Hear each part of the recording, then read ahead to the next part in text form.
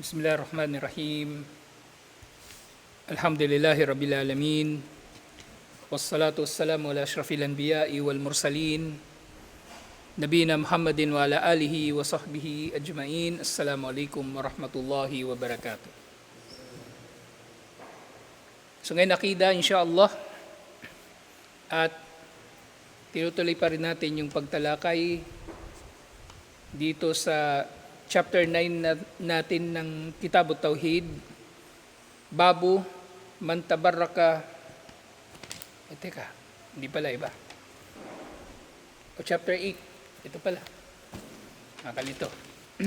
Chapter 8, Babu Ma Jaa Fir Ruqa Wat Tamaim.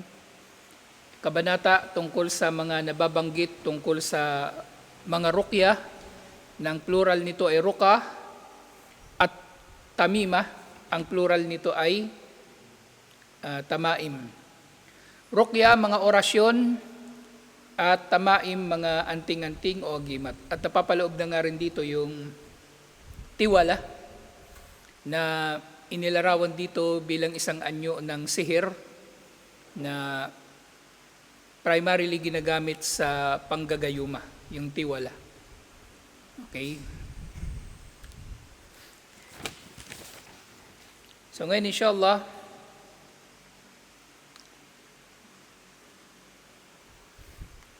yung hadith na nabasa natin nung nakaraan, iniulat ito ni Imam Ahmad at Imam At-Tirmidhi.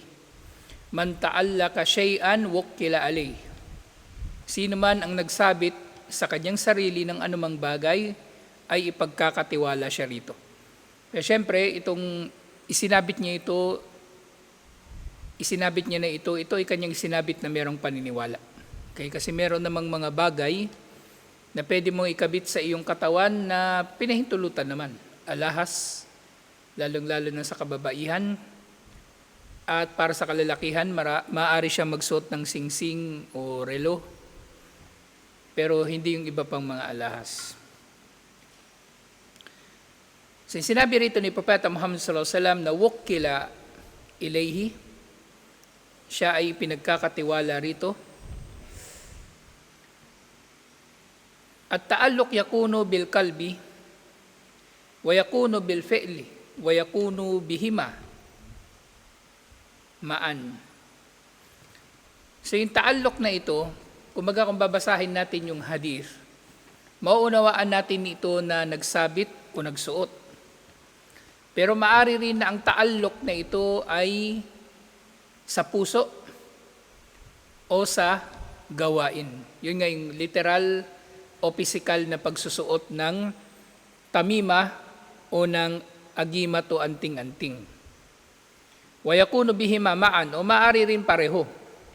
So meron tao na maaring suot niya ito ng physical pero hindi naman naniniwala ang kanyang puso o rito na meron itong kapangyarihan o pampaswerte, pantaboy ng malas. Maaring mangyari yon, pwede. Liban na lang sa may dalil nga na bawal. Halimbawa sa lalaki, ang pwede lang suotin ng lalaki, singsing o relo. Hindi siya pwede magkwintas, bracelet, lalo naman hikaw. Okay? Pero sa babae, pinahintulutan lahat ng alahas, inshallah. At sa lalaki rin, bagaman pinahintulutan nga yung singsing, at sa babae na rin pinahintulutan yung singsing, pero yung pagsusuot ng wedding ring ay walang batayan sa Islam. Kaya hindi mainam na kung merong mga ikakasal, yung magpapalitan sila ng wedding ring, yung lalaki susuot niya sa babae, yung babae susuot niya sa lalaki. Gawain ng kuffar yun, at hindi yun dapat na ginagaya ng Muslim.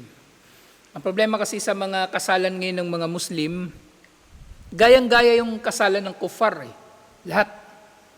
Ultimo yung belo nung bride, yung mga abay, may ring bearer, may flower bearer. Kulang na lang pari eh. Pari na lang kulang sa kasal nila. Pero nandun na lahat. So walang ganun. Walang pagpapalitan ng singsing sa pagitan ng ikinakasal. Pwede sila magregalo ng singsing sa isa't isa, pero hindi yun layunin sa layunin na ito ay wedding ring. Okay? Dati meron ako pero hindi ko na sinuot. Hindi ko na sinuot yung ganun namin na singsing. So maaring pareho na sinasamahan ng tao ito ng kanyang paniniwala. Suot niya ito at mayroong paniniwala, may kasamang paniniwala. O maaring wala nga siyang suot, pero mayroong paniniwala. Paano nangyari yun? Maaring hindi pa niya suot na literal, pero gusto niyang magsuot. Naintindihan niyo? Gusto niyang magsuot kasi naniniwala siya na yung mga sinusuot na yun, mga tamima, ay mayroong kapangyarihan. Wal ma'na anna man i'tamada ala shay'in fi talabi khairin aw daf'i syarrin wakkalahu Allahu ila dhalika syai' alladhi i'tamada alayhi. Nang kahulugan nga nito, ang sinabi na ito ni Propeta Muhammad sallallahu alaihi wasallam, sino man daw ang magsabit, ang tinutukoy nga rito yung pagsasabit ng anumang bagay na naniniwala ang tao na ito ay magdudulot ng kabutihan at mag-aalis ng kasamaan. Man ta'allaka syai'an, sino man ang magsabit ng anumang bagay na katulad nito, wukkila alay, siya ay pagkakatiwala rito. Ibig sabihin, si Allah, kumbaga,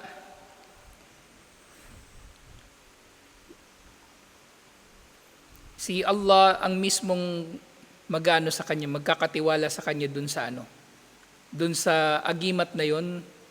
Ibig sabihin, ilulugmok talaga siya ni Allah sa shirk at hindi siya gagabayan. Dahil ginawa na niya ang kanyang sarili na karapat-dapat sa pagkaligaw. Sino man ang maniwala sa mga ito, na ito ay nagdudulot ng kabutihan o nag-aalis ng kasamaan o nagtataboy ng kasamaan, ipagkakatiwala siya rito ni Allah sa bagay na ito na kanyang pinagkatiwalaan, yung mga agimat nga at anting-anting. Sa isa pang hadith na iniulat ni Imam Ahmad, iniulat ni Rawayfi, qala li Rasulullah sallallahu alaihi wasallam, sinabi raw sa kanya ni Propeta Muhammad sallallahu alaihi wasallam, yung pangalan ng sahaba, si Rawayfi, Ya Ruwayfi, la'alla al-hayata satatulo bik. La'alla al-hayatu satatulo bik. O Ruwayfi, maaring ang buhay ay hahaba para sa iyo. Fa'akbirin nasa anna man akida lahiyatahu aw takallada wataran aw istanja biraji'i dabba aw adamin fa inna Muhammadan bari'um minhu. Sasabi ni Propeta Muhammad sallallahu alaihi wasallam, Ruwayfi, maaring magiging mahaba ang buhay mo, kaya sabihin mo sa mga tao, ito yung utos sa kanya ni Propeta Muhammad sallallahu alaihi wasallam. Sabihin mo sa mga tao, ibig sabihin, kumbaga parang magiging niya na ito, tuloy-tuloy niya na ito na trabaho habang siya ay nabubuhay. Sabihin sa mga tao na sino man ang magtirintas ng kanyang balbas o magsabit ng kwintas sa kanyang yung alagaing hayop o sinasakyang hayop na naniniwala siya na ito ay swerte o hindi siya madidisgrasya dahil dito. O sino mang mag-istinja, yung maglinis ng maselang bahagi ng katawan sa pamagitan ng dumi ng hayop o buto ng hayop, fa inna Muhammadan bari'um minhu, tunay na si Muhammad sallallahu alaihi wasallam ay walang kinalaman sa kanya. Ibig sabihin, ang mga bagay na ito ay pinagbawal ni Propeta Muhammad sallallahu alaihi wasallam. So mayroong ilang bagay na tinukoy dito na inutos niya kay Rawayfi na huwag gagawin ng mga tao. 3.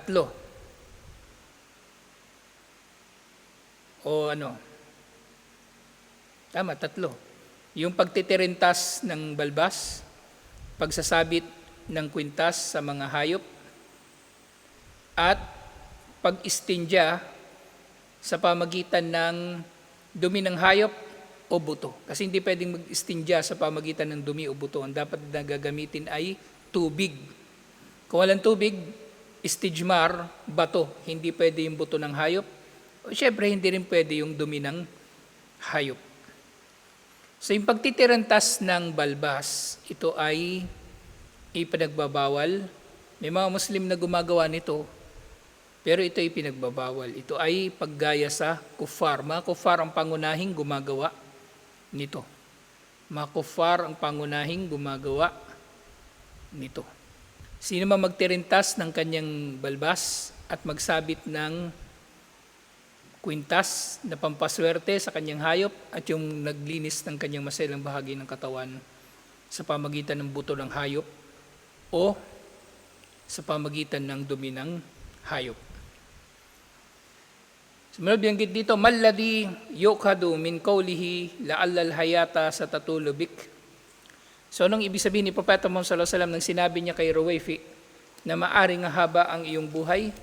Sinabi niya, fihi ilmun min alamin nubuwa fa inna Ruwayfi'an talat hayatuhu ila sana 56 min al-hijrah. So yung sinabi ni Propeta Muhammad sallallahu alaihi wasallam na maaring hahaba ang buhay mo o Ruwayfi, ito ay propesiya. Ito ay propesiya, kaalaman na kabilang sa kanyang nubuwa o pagiging propeta. At nagkatotoo ito. Nagkatotoo ito. Si Ruwayfi ay namatay 56 na taon pagkatapos ng hijrah. Patay na yung mga karamihan sa mga sahaba nung panahon na ito. Patay na silang, yung karamihan sa kanila patay na. Pero si Ruwayfi, buhay pa. 56 years after ng hijrah. Pero hindi na tinukoy kung ilang taon o kailan ba namatay, o kailan ba ipinanganak si Ruwayfi. Kaya hindi natin alam kung ilang taon siya nang siya ay namatay. Pero kung sabihin natin na si Ruwayfi ay mas bata kay Propeta Muhammad sallallahu alaihi wasallam ng 10 taon o 20 years, naging mahaba talaga yung kanyang buhay. Naging mahaba talaga yung kanyang buhay. So, halimbawa, nung hijrah, panahon ng hijrah, ang edad niya, sabihin natin na 50 years old si Propeta Muhammad sallallahu alaihi wasallam, mas bata siya ng 20 years old, so 30 siya. Plus 56. So 86, mahaba talaga yung buhay niya. Hindi na nabanggit dito kung ilang taon siya nung namatay siya. Sumunod binanggit, malladhi yadullu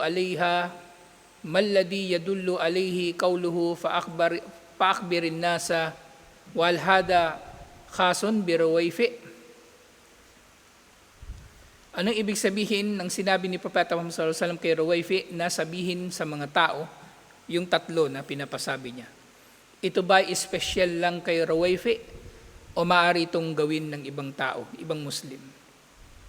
So dito sinabi, yadullu ala wujubi ikhbarin nasi wa laysa hada khasun bi Ruwayfi bal kullu man indahu ilmun laysa indahu gairah mimma yahtaju ilayhi nasu wajaba i'lamuhum bihi.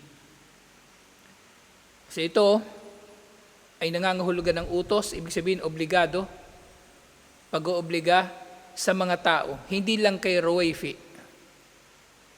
Pag-oobliga sa mga tao lahat-lahat, sa mga Muslim lahat-lahat, hindi lang kay Ruwayfi. Ibig sabihin pati tayo, dapat nating ipangaral ito sa mga tao. Kasi mga haram ito na bagay.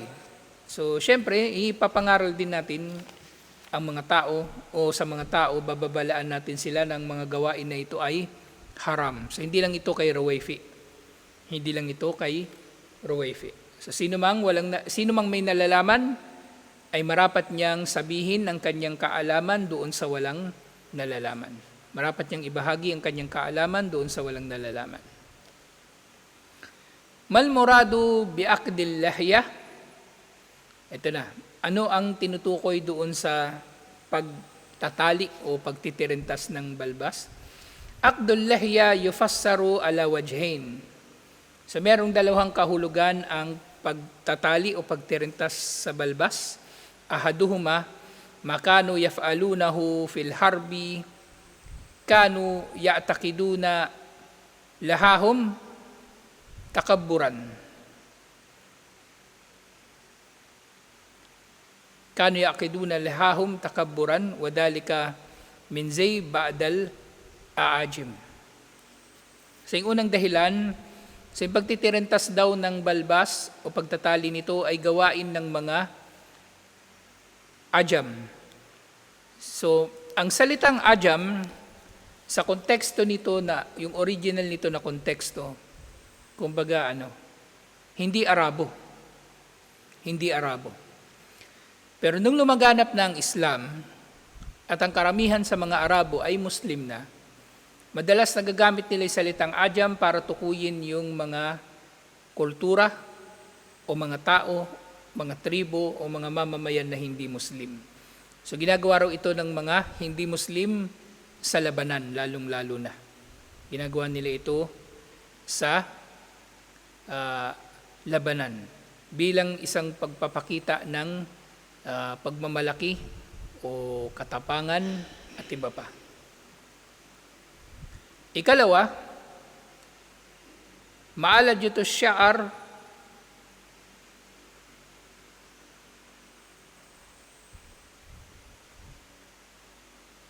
liyata'akkadu wa taj'adu wa dhalika min fi'li ahli ta'nif. So itong pagtatali raw ng balbas ay katulad nung ginagawa nga nung kababaihan na pagtitirentas sa kanilang mga buhok, at ito ay ipinagbawal sa ganitong dalawa na ito na kadahilanan. Pero mas pinakamabigat talaga rito yung paggaya sa kuffar, paggaya sa mga hindi Muslim. Sumunod sinabi, mal maqsudu bi qawlihi ta'allaka wataran wa ma hukmu ta'likul watar. Ano daw ang ibig sabihin ng pagsasabit ng kwintas na ito at anong hukom dito? Ay ja'alahu kalladatan fi unukihi aw unuki dabatihi wa huwa syirkun haythu wajjaha al-i'tikada ila ghairillah. Ito raw yung pagsusuot nga ng kwintas sa leeg ng hayop na kanyang sinasakyan o dun sa mismong leeg ng tao. Yung mismong leeg ng tao, magsusuot siya ng kwintas na meron itong kaugnay na mga paniniwala, at ito nga ay shirk dahil meron itong mga kaugnay na paniniwala ng pag-asa sa iba paliban kay Allah subhanahu wa ta'ala. Sumunod, mal muradu bi qawlihi aw istanja bi raji'i dabatin aw adamin wa ma hukmul istinja'u bihima. At anong ibig sabihin doon sa istinja sa pamagitan ng dumi o buto ng hayop, at anong hukom dito? Ay istijmaru birruthi wal adam wa isti'maluhu fi izalatil khariji wa huwa muharramun latabarra'a an-nabi sallallahu alaihi wasallam mimman fa'alahu wa nahahu wa nahyuhu anhu. So ito raw yung paggamit nga ng dumi o buto ng hayop sa istijmar. Yung paggamit ng tubig, anong tawag? Istinja. Ang paggamit ng matigas na bagay, istijmar. So yung paggamit ng tissue, pwedeng tawaging istijmar. Kung walang tissue, pwedeng paper towel, pwedeng dahon, o ano pa man, may tuturing lahat yun na istijmar, pero hindi nga pwedeng gagamit ng buto o dumi ng hayop upang ipanlinis doon sa tinatawag na kharij, yung dumi o ihi, doon sa nilalabasan ng dumi at ihi, at ito nga ay muharram, haram, at walang kinalaman si Propeta Muhammad sallallahu alaihi wasallam dito. At sumunod binanggit, man ladhi yu'khadu min qawlihi fa inna Muhammadan bari'un minhu. Anong ibig sabihin ng kanyang sinabi? Tunay na si Muhammad sallallahu alaihi wasallam ay walang kinalaman sa kanya, sa tao na gumagawa ng tatlo na yon. Sinabi, Ang kahulugan nito, tahrimu hadihil asya al-madhkura fil hadithi wal waidu ala man fa'alaha. Ito ay pagbabawal sa mga bagay na ito na nabanggit sa hadith na ito at ang pangaral laban sa tao na gumagawa nito. Sumunod sinabi, ma huwa syahidu min hadithi Ruwayfi al-Lilbab. Anong kinalaman ng hadith ni Ruwayfi tungkol sa chapter na ito, tungkol sa pagsasabit ng mga tamimah at tungkol sa ruqya? So, sinabi, huwa qawluhu aw takallada wataran. Ito yung sinabi ni Propeta Muhammad sallallahu alaihi wasallam na pinagbawal niya ang pagsasabit sa hayop ng kwintas bilang pantaboy nga sa malas o pampaswerte. Pero kung yung kwintas na yon, wala namang kasamang paniniwala. Halimbawa, mayroon kang alagang pusa, dilagyan mo ng kwintas, walang problema. Walang problema. Basta wag mo lang yung lalagyan ng paniniwala, inshallah. So dito, may sumunod na hadith. Tapusin na natin tong chapter 8 inshallah para next week chapter 9 na. Iniulat ni Sa'id bin Jubair radhiyallahu anhu, man kata'a tamimatan min insanin kana ka'adali rakbatin. Na sinabi ni Propeta Muhammad sallallahu alaihi wasallam, nang ibig sabihin nito,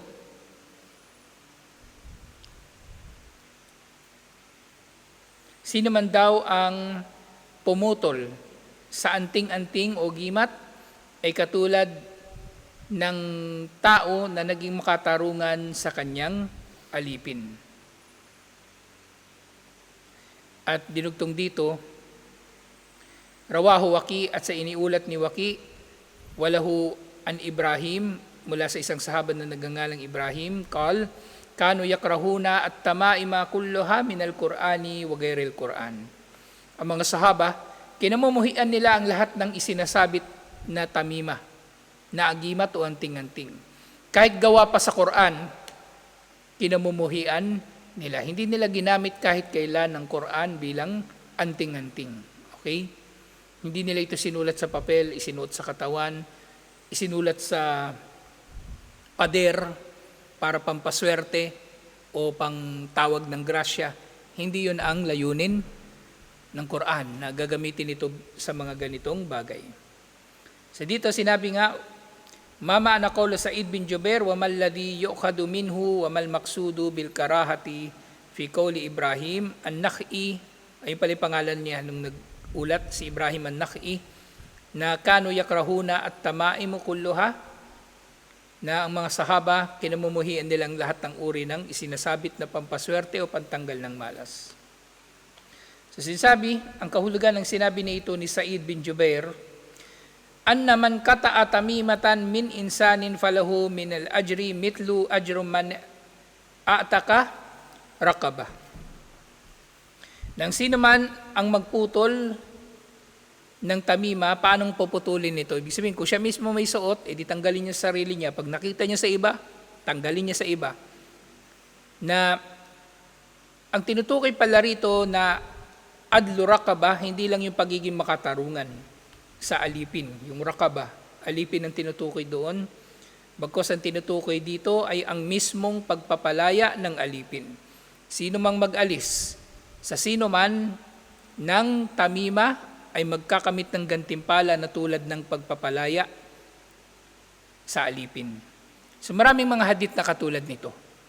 Na sa Islam, hindi direktang binanggit na ipinagbawal sa Quran o sa mga hadith ang slavery, pero ang Islam ang naunang sistematiko na gumawa ng paraan na ma-improve ang kalagayan ng mga alipin, na eventually magiging dahilan para palayain ng mga alipin at bandang huli ang mga bansa sa kani-kanilang mga sariling batas ay nagbawal sa pang-aalipin.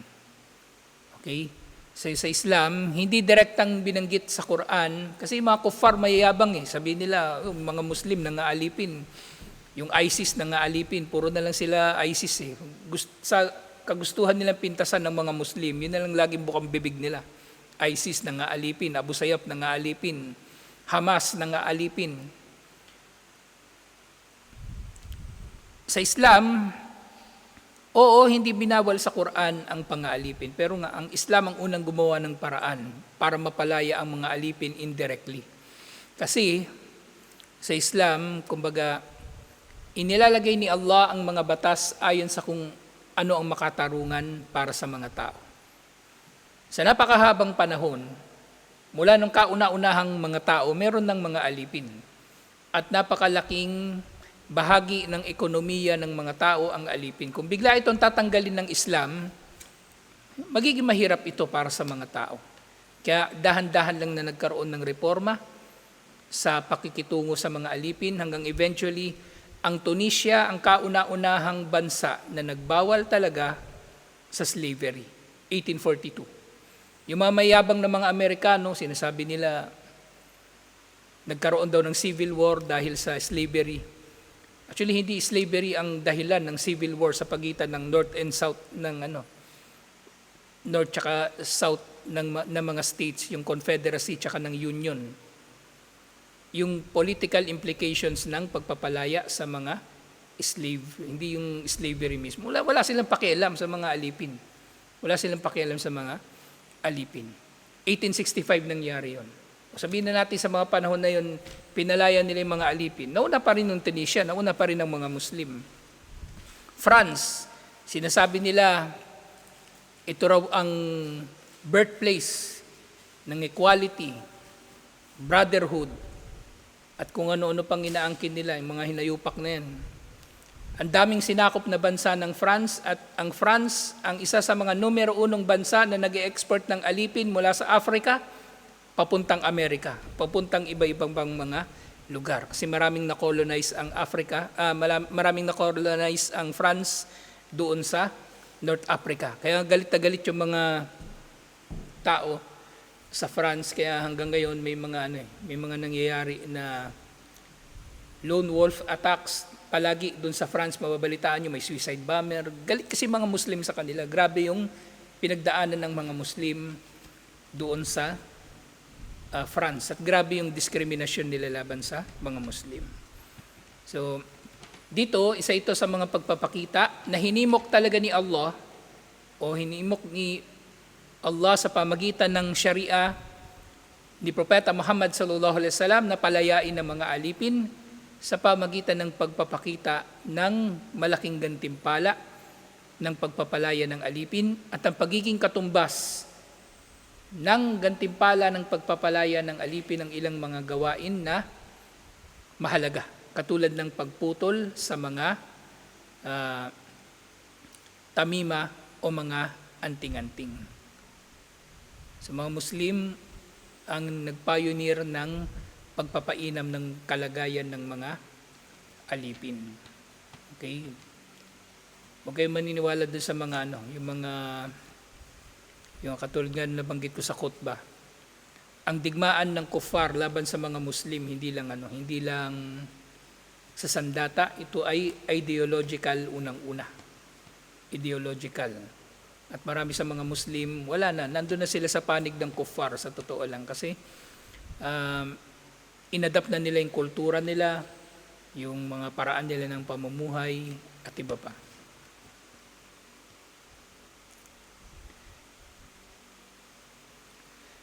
So yun sa dulo nga nito, nasaan ba yan?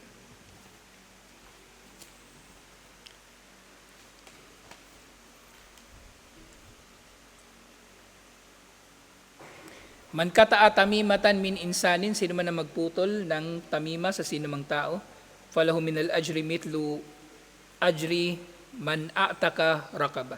Ang kanyang gantimpala ay katulad ng siyang nagpalaya ng alipin. Wa yukhadu minhu fadlu qat'it tamaim, at makukuha sa hadith na ito ang aral ng kainaman ng pag-alis o pagputol sa mga anting-anting o agimat, li'annaha syirkun, dahil ito ay shirk. Kapag pinutol mo yung tamima, pinutol mo ang shirk. Lalo na kung pinaliwanag mo sa tao, bakit kailangan niyang tanggalin yun, mas malaking dawa yun, inshallah. Pero syempre, gagawin natin ito ng may hikmah. Okay?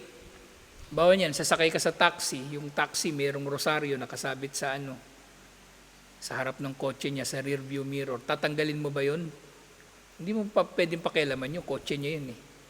Hindi ito yung tinutukoy, hindi yun ang tinutukoy dito. Ang tinutukoy dito, kung saan ka mayroong otoridad na makialam sa mga tao. Okay? Mamaya mapunta ka ng ng Ipugaw, nakita mo dun yung igurot. Pinutol mo yung yung yung anting-anting niya. Doon pala nakasabit yung bahag niya, di ba gagalit siya, habulin ka ng palakol nun. So dapat mayroong hikmah. Inunahan ko lang yung kambal kasi yung kambal minsan literal nila kinukuha yung mga bagay-bagay.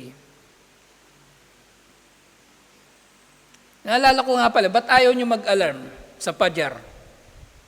Ha? Mas banal ba? Mas banal pagka hindi nag-alarm ng pajar? Mas malaki reward? Ha? Lalobat? Hindi naman. Patayin mo yung signal, yung mo siya, i-airplane mode mo para magdamag. Hindi siya gagastos ng battery. Hindi mag-alarm lang. Kala ko mas banal pag walang walang alarm. At panghuli, inshallah, wal maqsudu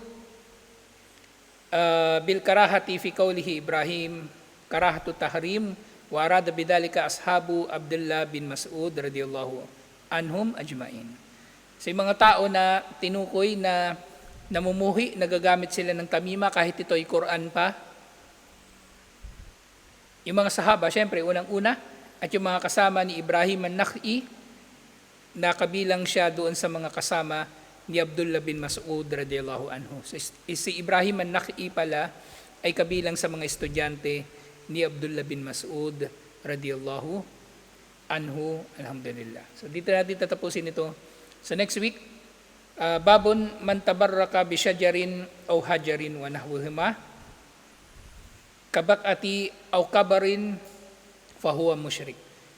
Ang kabanata tungkol sa sino mang naghangad ng biyaya o grasya mula sa puno, bato o iba pang katulad nito o lugar na pinaniwalaan niyang banal. Halimbawa, mga wishing well, mga engkantadong kuweba o enchanted forest na kung ano-ano, o mahimala na lugar na meron daw apparition ni Mama Mary o apparition ng santo na kinikilala ng ilang mga Muslim. Ang gumagawa nito ay kafir at musyrik. Lalo na kung ginawa niya ito sa libingan. So lilinawin natin yan next week. Inshallah. Assalamualaikum warahmatullahi wabarakatuh.